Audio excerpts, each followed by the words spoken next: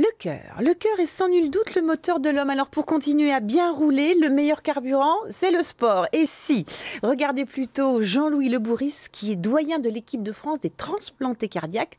À fond la forme, Jean-Louis. Greffé du cœur il y a 17 ans, Jean-Claude Le Bourris profite à fond de sa nouvelle vie. Il est devenu un hyperactif sportif qui collectionne les récompenses. Alors maintenant, nous allons sortir. On se croirait à la montagne, voyez-vous. Alors allez, on sort les vaches dans le pré. Ce sont toutes mes médailles internationales. 136 médailles, dont 8 titres mondiaux. C'est sa façon à lui de rembourser sa dette vis-à-vis de son donneur. Ça représente pour moi la preuve que même après une transplantation cardiaque, même à 80 balais, la vie continue normalement. On peut faire du sport, on peut tout faire. Ça, et je le prouve par ces médailles. Avec l'âge, l'octogénaire réduit l'entraînement, mais il court quand même 2 fois par semaine et tous les jours, il parcourt entre 10 et 20 km avec son vieux vélo. Alors j'ai eu Jean-Louis hier au téléphone, figurez-vous, parce que j'ai voulu prendre de ses nouvelles, donc il va bien. Il dit juste que la machine fonctionne un petit peu moins bien, mais le cœur va super bien. Donc ça veut dire qu'en fait, de faire du sport, ça guérit, ça soigne, enfin c'est vraiment l'élément indispensable pour avoir un cœur en bonne santé, docteur ? Alors tout à fait, en fait, de nombreuses études maintenant actuellement de méta-analyse nous montrent que faire du sport, c'est aussi efficace que prendre des médicaments. Actuellement, pour ce qui est de l'hypertension artérielle, par exemple, faire une activité physique régulière, adaptée, est aussi efficace que prendre un traitement. Donc, le sport va permettre d'une part d'améliorer tout ce qui est glycémie, c'est-à-dire le taux de sucre dans le sang, donc ça va améliorer les gens qui ont du diabète. On va pouvoir mieux contrôler sa tension artérielle, avoir le bon cholestérol qui va monter, le mauvais cholestérol qui va baisser, et donc on va avoir une amélioration en termes de morbidité, c'est-à-dire de risque de développer une maladie, et en termes de mortalité. Alors tous les sports se valent pour le cœur, ou vous préconisez quand même des sports en particulier pour les personnes qui ont eu des problèmes cardiaques, infarctus, transplantés, ça.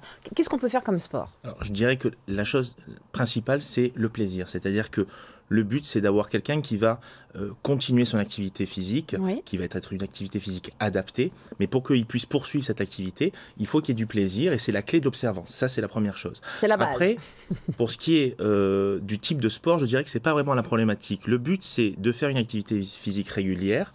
Et après, notre job en tant que cardiologue, c'est d'arriver à mettre un cadre, à mettre des limites et à permettre aux patients de savoir jusqu'où aller. On va pour cela l'expertiser, c'est-à-dire avoir un suivi, faire une échographie cardiaque, l'examen clinique, faire une épreuve d'effort. L'épreuve d'effort va permettre de savoir en termes de capacité physique quel est le maximum que le patient peut faire sur un vélo. Et puis après, par rapport à ça, on va pouvoir lui dire, bon, mais mieux vaut travailler à 50, 60, 70% de cette capacité maximale. Et par rapport à ça, on va pouvoir adapter les choses. Le plus compliqué, c'est que quand on commence à avoir des problèmes cardiaques, on sait que notre vie va changer et c'est dur des fois à entendre.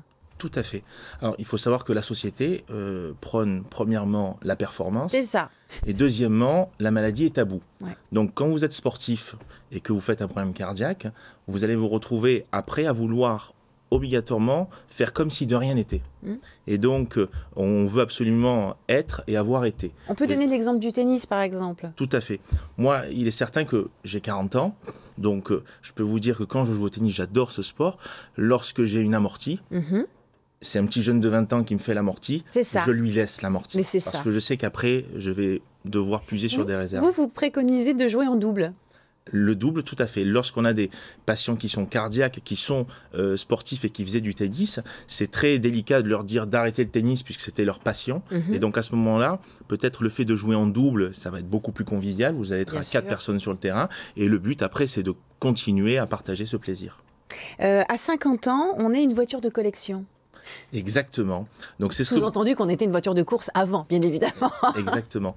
Moi, ce que je dis aux patients clairement, lorsqu'ils viennent après avoir fait un événement cardiaque, c'est de leur dire à 20 ans, on a une Maserati, c'est-à-dire que le moteur, il peut répondre, il peut aller sur circuit. Après, avec le temps, il faut accepter de ne plus être dans obligatoirement la performance, mais d'être dans le plaisir. Et avec une voiture de collection, on peut se régaler. Il y a maintenant des sports sur ordonnance. Ça, c'est la grande nouveauté au niveau du médical. Tout à fait. Donc il y a une loi qui est passée et qui permet, dans cette philosophie de cette activité physique qui est de plus en plus bénéfique pour le corps, un médecin peut prescrire du sport sur une ordonnance comme on prescrit des médicaments. Et qui peut être remboursé par des mutuelles en plus. Exactement. La marche nordique, très importante. Très important.